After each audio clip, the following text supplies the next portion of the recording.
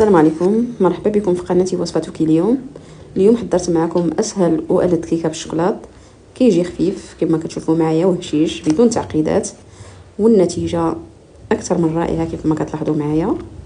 على بركه الله كنضيف البيض، الزيت، دانون، وكنمزج المكونات حتى كيصبح الخليط ناعم بهذا الشكل هذا.